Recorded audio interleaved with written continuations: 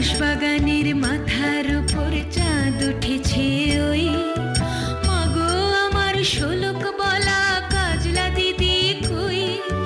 পুকুরে ধারে নেবুর তলে থোকায় থোকায় জোনাই জলে, ফুলের গন্ধে ঘুম আসে না একলা জেগে রই।